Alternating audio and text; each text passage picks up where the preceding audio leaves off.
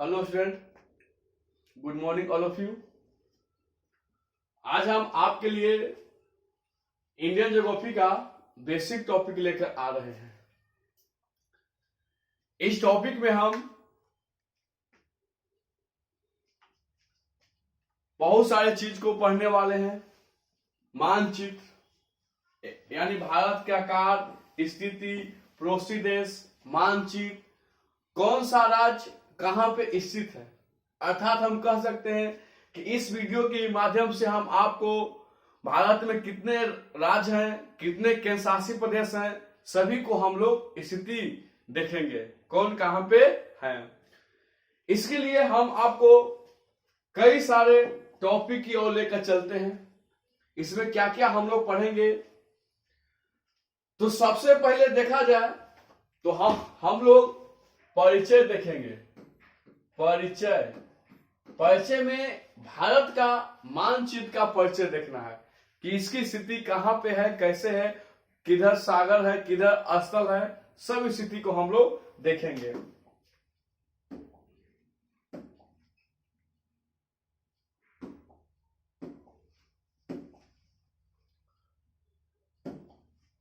देखा जाए तो ये हमारा भारत का मानचित्र है। पूरा हम लोग परिचय इसी से देखेंगे, किधर कहां पे है, किधर किस तरीका से है। पहले हम कलर मैप्स के माध्यम से सिखा रहे हैं, ध्यान से देखिएगा। फिर आपको खाली यानी ब्लैंक मैप दिया जाएगा, उसमें भरने के लिए आपको सीखना है। सबसे पहले देखा जाए कि ये जो इलाका है, जो ब्लू इलाका है, वो आपका जल का इलाका है। इधर है अरब सागर, आप देख सकते हैं अरब सागर। इधर है बंगाल की खाड़ी। अगर आप भारत का भूगोल पढ़ रहे हैं तो आप अपने रूम में एक भारत का नक्शा, पॉलिटिकल नक्शा, अभी हम आपको जो भी जानकारी दे रहे हैं वो है पॉलिटिकल मैप, अर्थात राजनीतिक मैप ही है। और इधर देखा जाए बीच में है तो हिंद महासागर।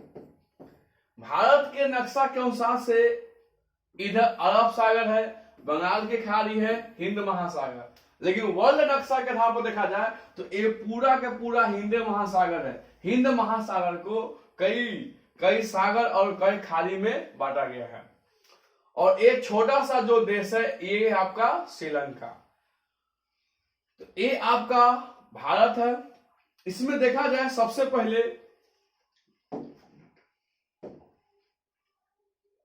स्थिति, तो इधर देखा जाए ये जो क्षेत्र है ये आपका पाकिस्तान का क्षेत्र है, और यहां से जो क्षेत्र है वो अफगानिस्तान का क्षेत्र है। यानी हम देख सकते हैं पड़ोसी देश जो स्थल सीमा से, जो स्थल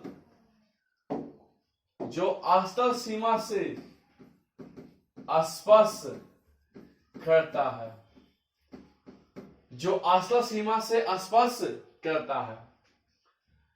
नंबर 1 पर पाकिस्तान, आप देख सकते हैं ये जो क्षेत्र है पाकिस्तान का क्षेत्र है। नंबर 2 पे अफगानिस्तान। भारत के गृह मंत्रालय जो नक्शा पेश किया है उसके हिसाब से भारत की सीमा अफगान से लगती है। जैसे इतना जो इलाका है वो पीओके का है। अगर पीओके भारत का भाग है तो अफगान की सीमा लगता है। इसकी पुष्टि गृह मंत्रालय ने किया है। तो हम जो भी नक्शा पढ़ा रहे हैं वह है 31 अक्टूबर 2019 के अनुसार, जब जम्मू कश्मीर को 370 वहां से हटाया गया था। नंबर 3 पर देखा जाए चाइना आप देख ही सकते हैं कहां पे है, कहां पे चाइना है, आप खुद देख रहे हैं।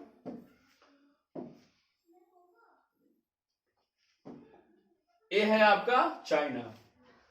4 पर देखा जाए, 4 पे है नेपाल,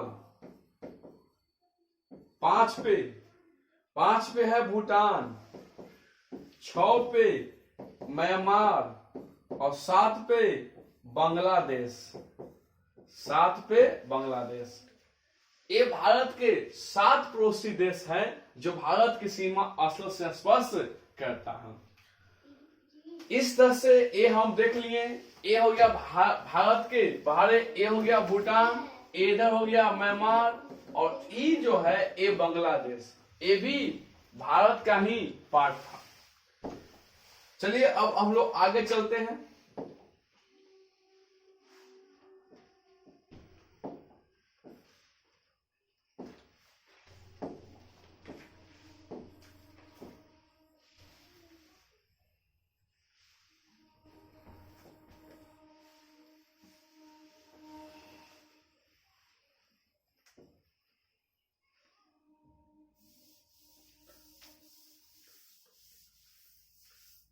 ये हम लोग भारत का परिचय देख लिए। फिर से एक बार देख लीजिए। यहाँ पे है अरब सागर, यहाँ पे अरब सागर, इधर बंगाली खाड़ी, इधर हिंद महासागर, ये है पाकिस्तान, ये है अफगानिस्तान, ये है चीन, ये है नेपाल, ये है भूटान, ये है म्यांमार और ये है बांग्लादेश। इसके बाद हम स्टेट क्यों चलते हैं। बाहरी तो देख लिए पड़ोसी देश। पड़ोसी देश में श्रीलंका भी है। श्रीलंका पड़ोसी देश के अगर और डिवाइड करते हैं तो पड़ोसी देश, भारत के पड़ोसी देश 3 तरह से लिख सकते हैं।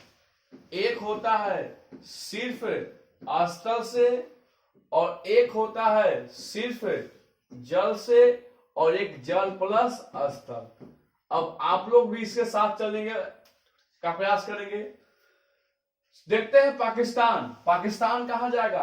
पाकिस्तान जाएगा जल प्लस स्थल, दोनों में पाकिस्तान आपका जाएगा।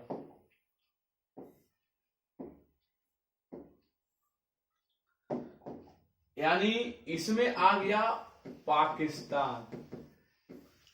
फिर आते हैं अफगानिस्तान। अब पाकिस्तान की सीमा देख लेते हैं एक बार फिर से। यहां भी है, यहां तक पाकिस्तान है, भारत भी है, तो जल भी है और स्थल भी है। अगला देखते हैं अफगानिस्तान की सीमा। Afghanistan sorry 10 minute.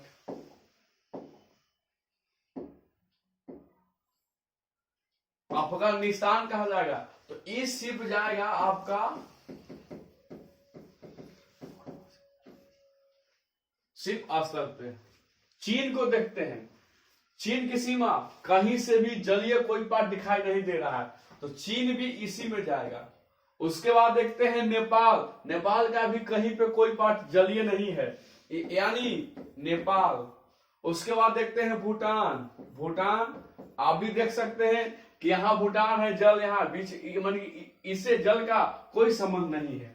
अब आते हैं म्यांमार। म्यांमार भी इसी में जाएगा, जल प्लस स्थल में। म्यांमार आप देख सकते हैं यहां तक भारत की सीमा है, और ई है, यहां तक है आपका भारत, ये है बांग्लादेश, एने है आपका सीमा बनता है। अब देखा जाए बांग्लादेश, तो बांग्लादेश भी इसी से जाएगा। आप देख सकते हैं इसके माध्यम से यहां पर पड़ोसी देश भी है, और हमारा ये जल और स्थल दोनों से लगता है। उसके बाद देखा जाए स्थल सिर्फ जल से, तो ये जो भाग है सबसे पहले देखते हैं श्रीलंका। श्रीलंका यहां पर एक देश है, उसका नाम है मालदीव। श्रीलंका और मालदीव आप देख सकते हैं यहां पर भारत का ही एक पार्ट है। परिचय में देखते हैं कि यहां पे द्वीप, द्वीप क्या होता है। द्वीप हम कहते हैं किसे, स्थल का वह खंड जो चारों ओर जल से घिरा हो उसे द्वीप कहते हैं। एक पार्ट देखिए, ये जो चारों ओर जल से घिरा हुआ है, तो भारत में 2 द्वीप समूह है। 2 द्वीप समूह है।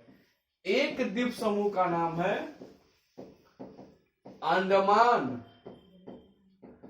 अंडमान निकोबार द्वीप समूह, और एक द्वीप समूह है उसका नाम है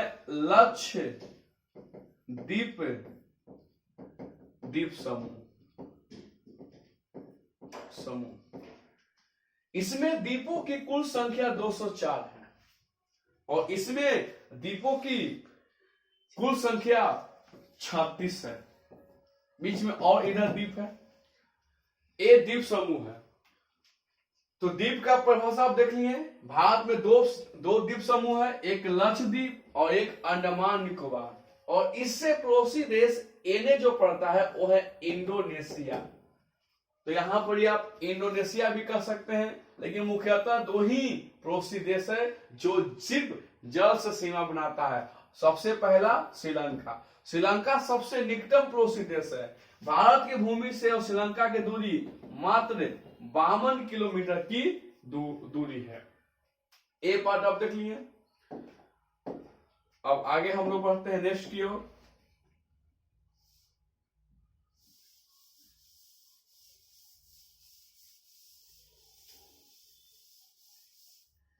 चलिए,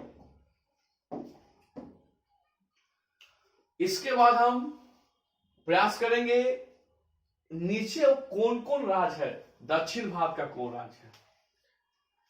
सबसे पहले हम एक रेखा को तीरते हैं।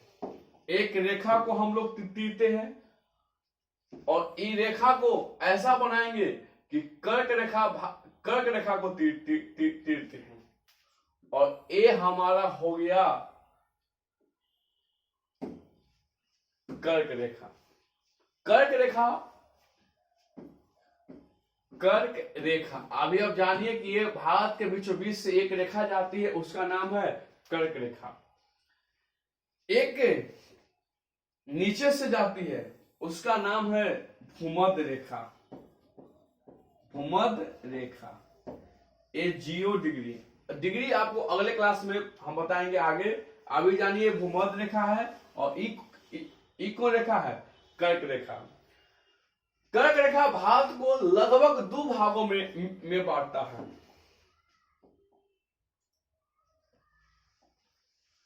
कर्क रेखा भारत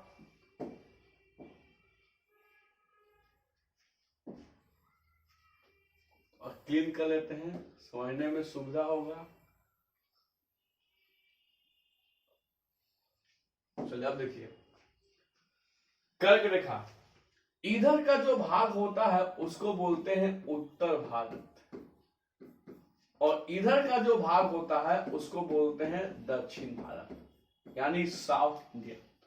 भारत को 2 भागों में जो बांटता है उसका नाम है कर्क रेखा। अब देखते हैं, आपने तो द्वीप देखा ही, अब हम देखते हैं प्रायद्वीप का मतलब क्या होता है। प्रायद्वीप का मतलब होता है वैसा भाग, असल खंड जो 3 ओर से जल से घिरा हो। वैसा भाग या वैसा असल खंड जो 3 ओर से जल से घिरा हो। आप देख सकते हैं कि अगर हम सिर्फ इसके नीचे का भाग करें, कर्क रेखा के नीचे का जो भाग करें, जो प्रायद्वीपीय का शो कर रहा है, इधर भी जल, इधर भी जल, इधर भी जल और इधर क्या आपका है स्थल। इसको हम प्रायद्वीपीय भारत को अति दक्षिण भारत को हम या प्रायद्वीपीय भारत भी कह सकते हैं, या कौन भारत, प्रायद्वीपीय भारत भी हम कह सकते हैं। हमने अभी तक आपको क्या क्या बताया उसको देखते हैं। सबसे पहले परिचय, भारत की स्थिति के बारे में बताया, भारत कहां पे है, उसके पड़ोसी देश कौन कौन से है, भारत का दक्षिण भाग है जो जल से स्पर्श करता है। अब हम देखते हैं इसके बाद नीचे कौन कौन राज्य है, उसका साथ हम उससे संबंधित टॉपिक भी पकड़ेंगे और स्टेट का नाम भी पकड़ेंगे। इसको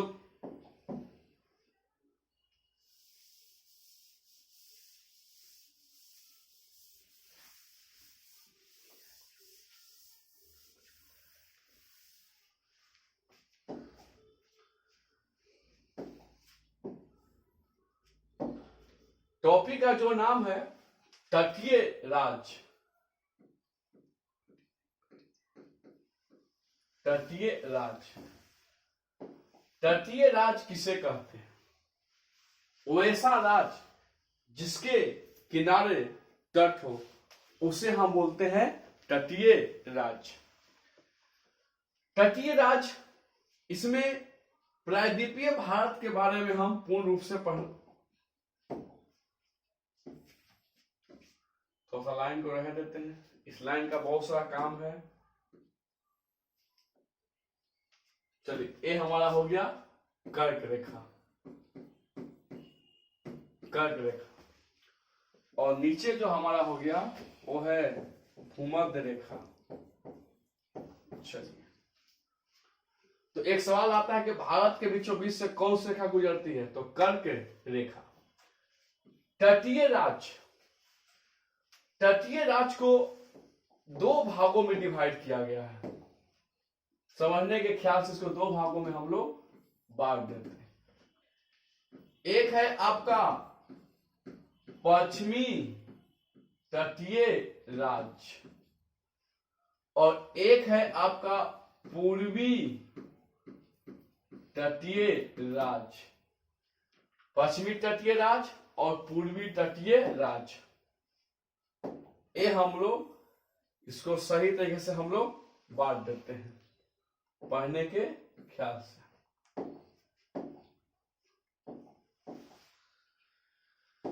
अब देखिए, जो पश्चिमी तट के होगा वो इधर लिखेगा। पश्चिमी तट पे 5 स्टेट है और पूर्वी तट पे जो स्टेट है वो है 4, 2, 3, 4। अब हम देखते हैं कि पश्चिमी स्टेट पे कौन कौन सा है।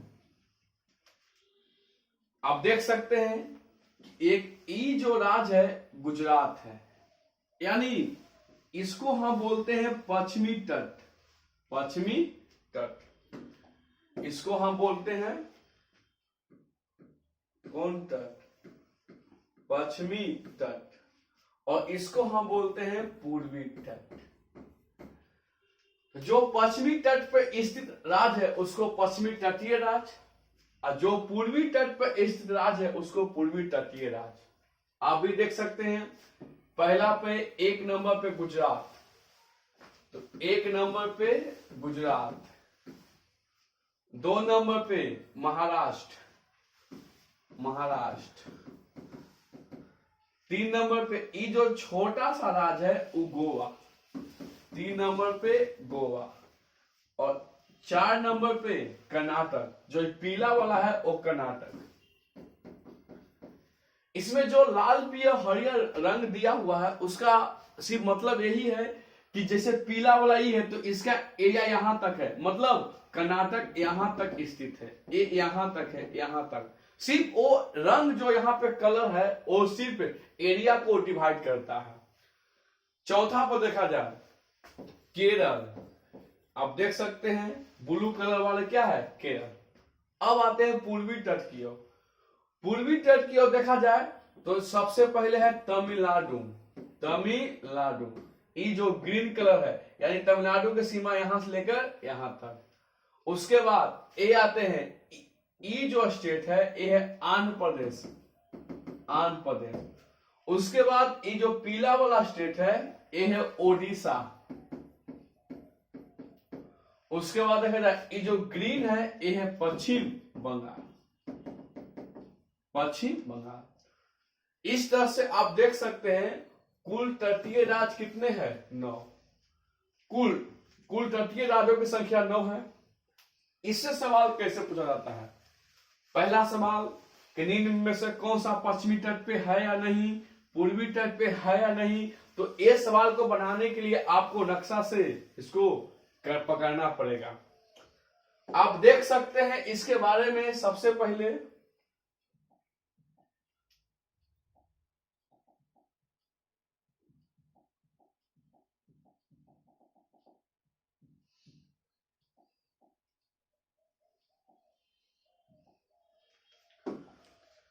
तो आप पहले बार है चलिए हम आपको सादा नक्शा की ओर लेकर चलते हैं। जितना हम पढ़ाए हैं उतना हम लोग सादा नक्शा में आप लोग डिवाइड करके हमको, अब देखिए हम लोग इस नक्शा की ओर चलते हैं, सादा की ओर।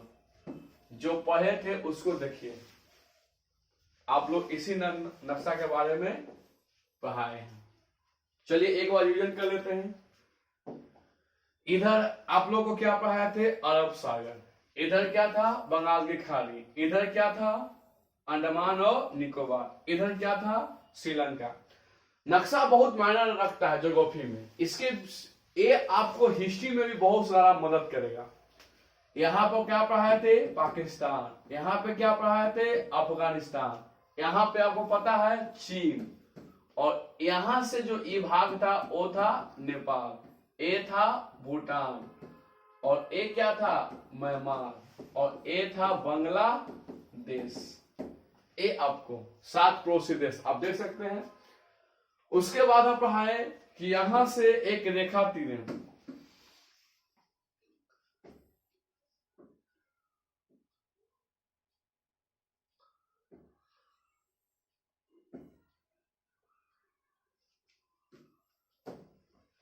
ये जो रेखा है कर्क रेखा, आपको तीर थोड़ा सा टेढ़ा हो गया, कर्क रेखा। और ये है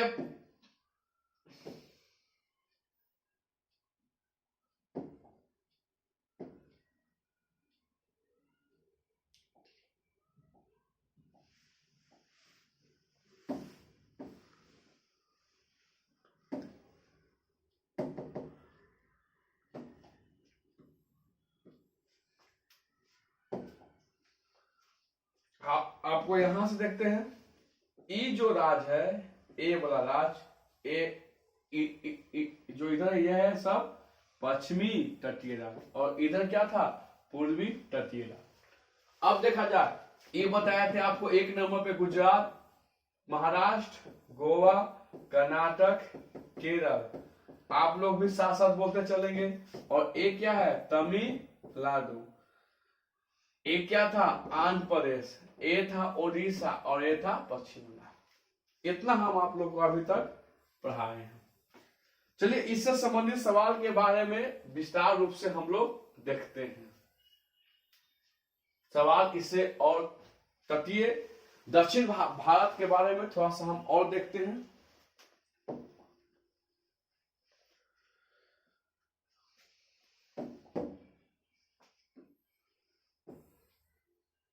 हमको मुख्य रूप से दक्षिण का भारत का पाठ का काम है। बस इतना है, इतना सारा काम चल जाएगा। देखिए इसमें सवाल कई तरह के पूछे जाते हैं। सबसे पहला सवाल आप देख सकते हैं कि इन 9 राज्य में सबसे ज्यादा तटीय वाला राज्य कौन है? यानी सर्वाधिक तटीय वाला राज्य, सर्वाधिक तटीय वाला राज्य वह है गुजरात, नंबर 1 पर। सेकेंड सवाल,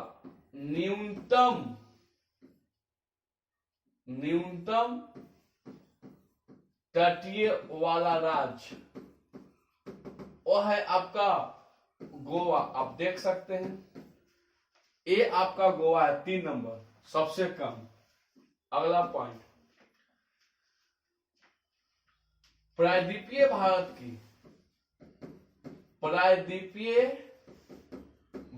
की सर्वाधिक तटीय वाला राज्य वह है आंध्र प्रदेश। देखिए इसमें और इसमें क्या फर्क है? देखने से लगता है कि ज्यादा यही होगा, लेकिन नहीं।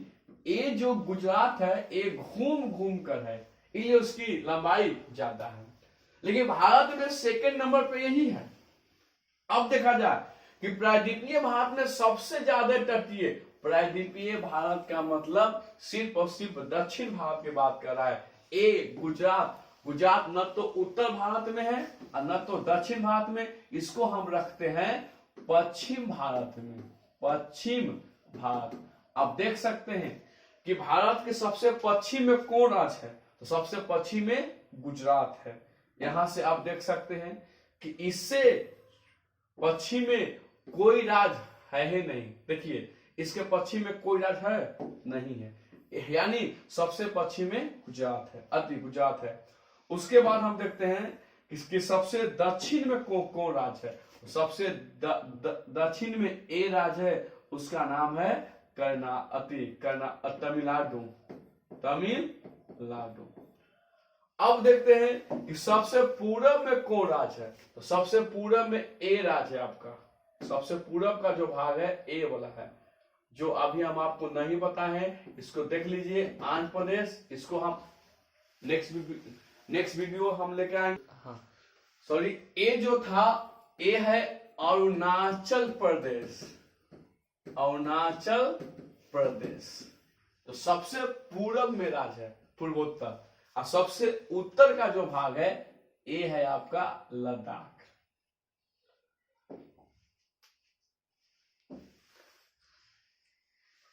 तो जो नोट पॉइंट हम लिख रहे हैं आप लोग भी लिखते चलिएगा, अर्थात आप लोग को कॉपी भी बनाया हुआ है नए बैच के लिए। अब देखते हैं यहां तक, तो सबसे उत्तर में ए है लद्दाख, दक्षिण में तमिलनाडु, पश्चिम में आंध्र प्रदेश, और पूर्व में पश्चिम में ए है आपका गुजरात, सॉरी गुजरात, और ए है आपका अरुणाचल प्रदेश।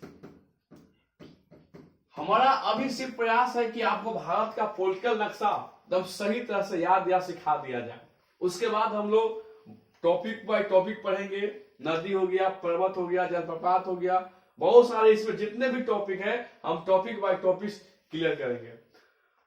अब चारों पॉइंट पकड़ लिए, अब अगला इससे 3 पॉइंट पता है। पहला पॉइंट, सबसे ज्यादा तटीय वाला राज्य गुजरात।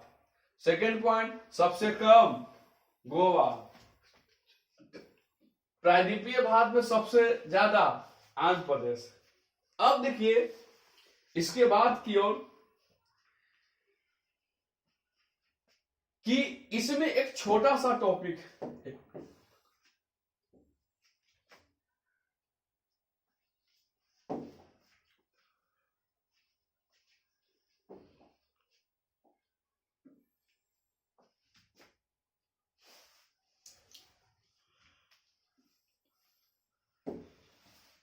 ये हमरा करके रखा हूं,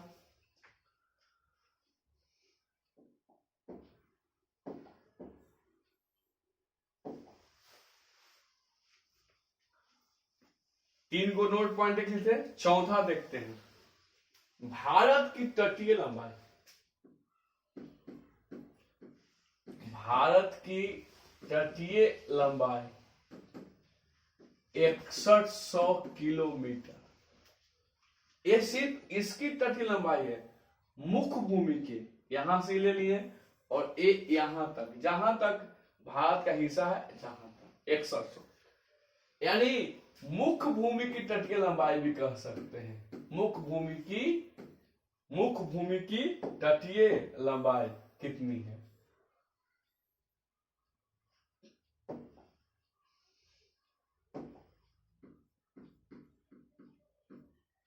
मुख्य भूमि की तटीय लंबाई 6100 किलोमीटर। अब देखते हैं संपूर्ण तटीय लंबाई, ये है 7516.5 किलोमीटर। ये देखते हैं कि ये क्या क्या मिलकर होता है। यहां पे आपको पता ही था कि एक क्या था, लक्षद्वीप, एक क्या था, अंडमान और निकोबार।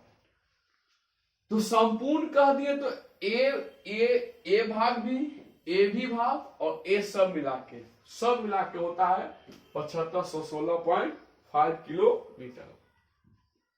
हमने 9 राज्य आपको सिखा दिया। अब 9 राज्य से संबंधित सवाल कैसे आता है, ए पॉइंट पर हम लोग देखते हैं। इसके लिए हम लोग को आगे चलना पड़ेगा।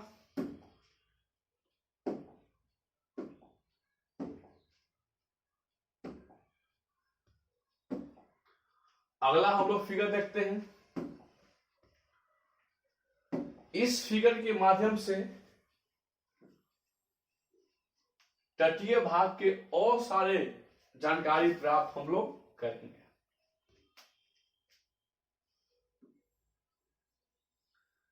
सब चीज इसी में है, इसी में समझना है, इसलिए इसको थोड़ा डीप बड़ा कर देते हैं। टॉपिक का नाम है बंदरगाह। बंदरगाह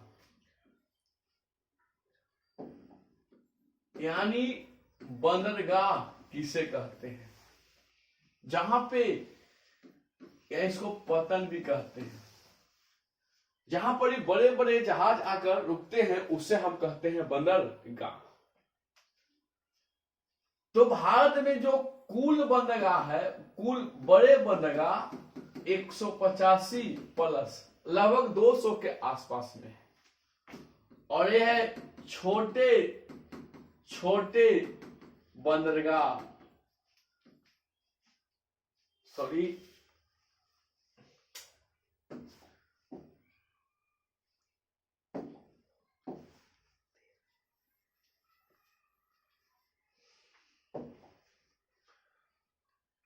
चलिए फिर से देखते हैं। यहां पे कुल बंदरगाह में देखा जाए तो बड़े बड़े बंदरगाह, बड़े बड़े ये 13 बंदरगाह है, और छोटे छोटे जो है वो है 185 प्लस बंदरगाह है। इस नक्शा से अगर आपने 9 राज्य सीख लिए होंगे तो सिर्फ 9 राज्य के बारे में बताया जा रहा है। आप देख सकते हैं जो आपको बताया गया था उसी के बारे में सिर्फ इसमें बताया गया है। अब देखा जाए कि कौन बंदरगाह कहां पे है। अभी हम बंदरगाह पूर्ण रूप से नहीं, सिर्फ दक्षिण भारत को क्लियर करने के लिए जगह का नाम लेने के लिए ले रहे हैं। तो इसके लिए हम देखा जाए, एक बंदरगाह है यहां पे कांडला बंदरगाह। आप देख सकते हैं ये है कांडला बंदरगाह। यानी हम बंदरगाह को भी 2 भागों में बांट सकते हैं।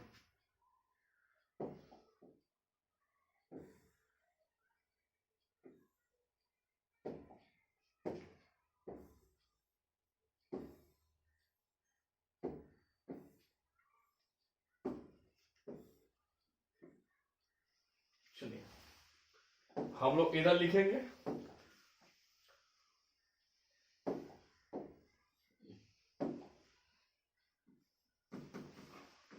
बंदरगाह यानी पतन।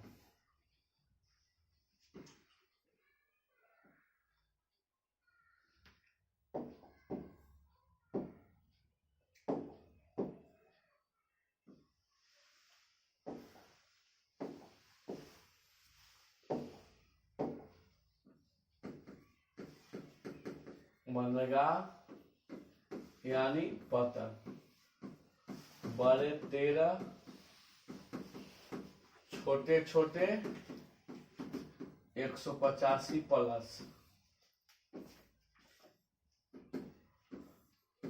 देखिए इसे लोकेशन सिखाने का प्रयास किया जा रहा है। जो बंदरगाह इधर होगा पश्चिमी तट पे होगा, यानी पश्चिमी तटीय बंदरगाह, और जो इधर होगा वो होगा पूर्वी तट पे, पूर्वी तटीय बंदरगाह। सबसे पहले ये देखा जाए, पश्चिमी तट पे ए बंदरगाह है, बड़ा बंदरगाह। जो काला से शो किया हुआ है वो सब बड़ा बंदरगाह है। ए भी बड़ा, ए भी बड़ा, ए भी बड़ा। तो देखते हैं, एक है कांडला बंदरगाह। कांडला बंदरगाह हम लिख दिए तो आप लोकेशन यहां से देख सकते हैं कि कांडला बंदरगाह कहां में है, गुजरात में। कांडला बंदरगाह गुजरात में। बस अभी जानिए कि कौन सा बंदरगाह कहां पे स्थित है। नंबर 2 पर देखा जाए, 2 पर एक है मुंबई बंदरगाह। मुंबई यहां पे है, तो आप ऑप्शन बता सकते हैं कि महाराष्ट्र में। मुंबई बंदरगाह महाराष्ट्र में एक और बंदरगाह है JNPT, इसको नाहवा स्वाहा या जवाहर बंदरगाह के नाम से भी हम लोग जानते हैं। इस बंदरगाह को बनाने का मुख्य उद्देश्य था कि मुंबई बंदरगाह के भीड़ को कम करना। एक सवाल आता है कि भारत में सबसे व्यस्त बंदरगाह, पहले व्यस्त में था मुंबई, लेकिन अब क्या हो गया है, कांडला बंदरगाह। लेकिन एक और बात सवाल आता है कि सबसे बड़ा बंदरगाह कौन है, तो सबसे बड़ा जो बंदरगाह है वो है मुंबई बंदरगाह। और जवाहर बंदरगाह को किस बंदरगाह को भीड़ कम करने के लिए बनाया गया था, तो मुंबई बंदरगाह की भीड़ को कम करने के लिए। 4 पे आते हैं। एक है मानवा गोवा गुजरात में, मानवा गोवा जो बंदरगाह है वो है आपका गुजरात गोवा में, सॉरी, ये आपका गोवा है छोटा सा, जो कि आपने बताया था। ए है आपका कोची, मारमा गोवा। तो 4 पे लिखाएगा मारमा गोवा।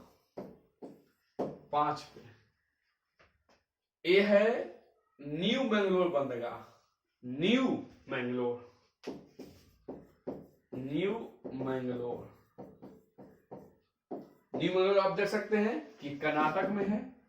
और एक है कोचीन बंदरगाह, यानी इससे हम ये भी देख रहे हैं कि कौन सा शहर का लोकेशन कहां पे स्थित है और उसका लोकेशन किस प्रकार से है।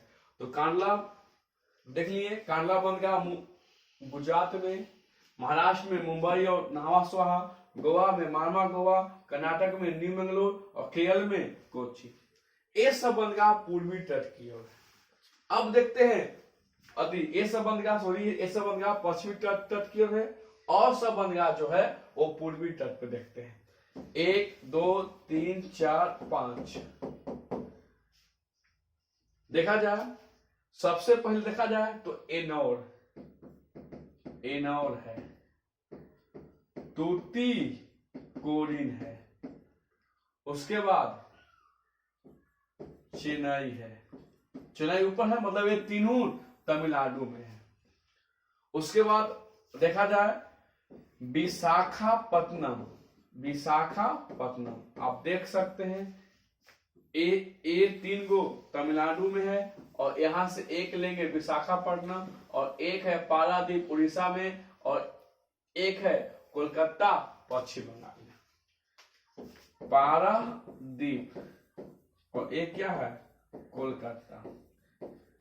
और एक बंदरगाह जो है यहां पे, जैसे ए है अंडमान और ए है निकोबार।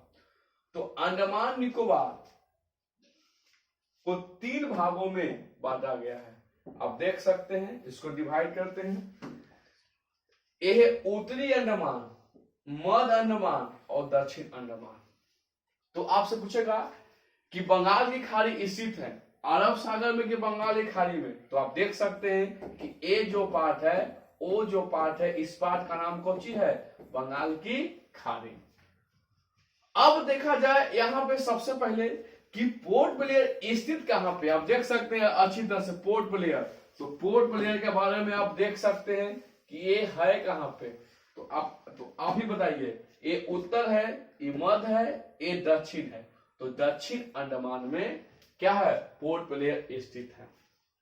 और यहां से देखते हैं कि एक बिंदु यहां पे है तमिलनाडु में, जो मुख्य भूमि की सबसे दक्षिणी बिंदु है, उसका नाम है कन्याकुमारी। और एक बिंदु यहां पे है जो कि निकोबार में है। ये पूरा अंडमान का भाग है और ये पूरा निकोबार का भाग है। और इसी पर एक जगह का नाम है, उसका नाम है इंदिरा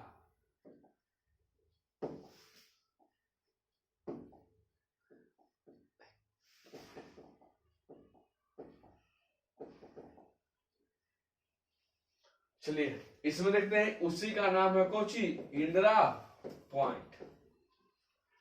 अब सवाल जो हम आपको पढ़ाए उससे सवाल कैसे पूछे जाएंगे। अभी तक सवाल, पहला सवाल, निम्न में से कौन सा राज्य पूर्वी तट पर स्थित है? A B C D. ए में कर्नाटक, केरल, आंध्र प्रदेश और गुजरात। पूर्वी तट पे, तो कौन पूर्वी तट पे है? आंध्र प्रदेश। इसके लिए आपको नक्शा सही ढंग से याद होनी चाहिए। आप देख सकते हैं, पहला ऑप्शन कर्नाटक, तो कर्नाटक यहाँ पे। सेकंड ऑप्शन केरल, थर्ड है आंध्र प्रदेश, इधर था, और 4 पे गुजरात। तो कौन सा है? ए है आपका, ए जो है आपका ए नंबर, बी नंबर, और ये है सी नंबर, और ये डी नंबर। तो इसका उत्तर ए होगा।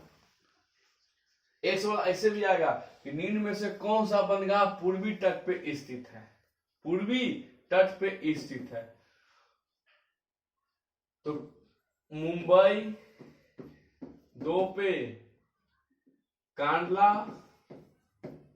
3 पे कोचीन, और 4 पे देखा जाए तो कोई भी ले लेते हैं। पारादीप, तो आप देख सकते हैं कि ये पारादीप यहां पे इसी था, उड़ीसा में। चलिए, इससे संबंधित एक सवाल और पूछे जाते हैं।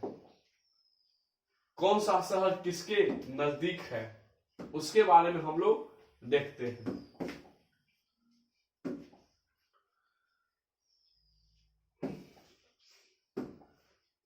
देखिए इसके बारे में, कौन सा शहर की स्थिति किससे है, इसके लिए लोकेशन चाहिए। और ये सवाल हरदम पूछे जाते हैं, और इसमें आप लोग हरदम फंस जाते हैं।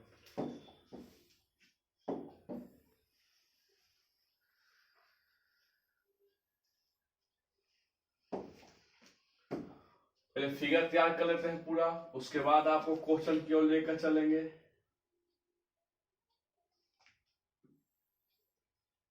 चलिए, आप जानते हैं कि ये कौन रेखा है?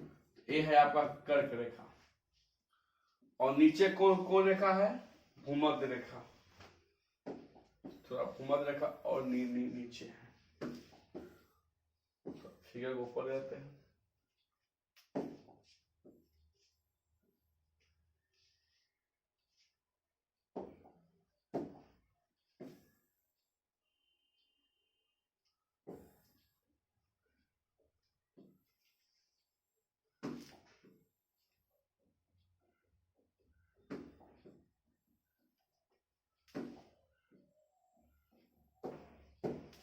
चलिए, फिगर तैयार हो गया सवाल के लिए। सवाल अभी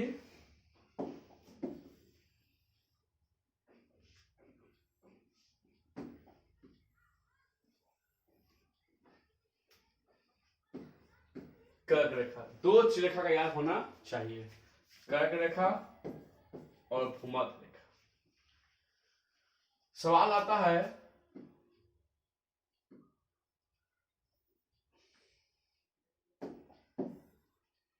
ऑप्शन देखिए पहले, ए बी सी डी।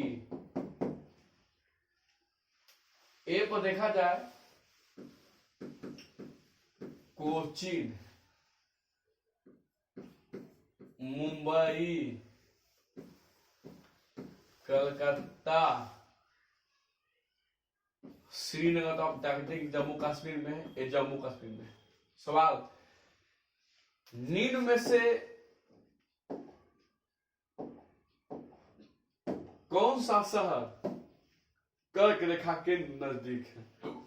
निम्न में से कौन सा शहर कर्क रेखा के नजदीक है? इसके लिए मानचित्र होना बहुत जरूरी है। ए पर कोचीन, तो ए आप पढ़े कि यहां पर ही है, यहां पर जो जगह उसका नाम ए है। बी मुंबई, ए आपका बी है। सी कलकत्ता, कलकत्ता आपका यहाँ पे सी, और डी श्रीनगर। तो श्रीनगर तो जम्मू कश्मीर में है। इसको हम यहाँ पे लिख देते हैं। चलिए अब बताइए सवाल क्या कहा कि कौन सा शहर कर्क रेखा के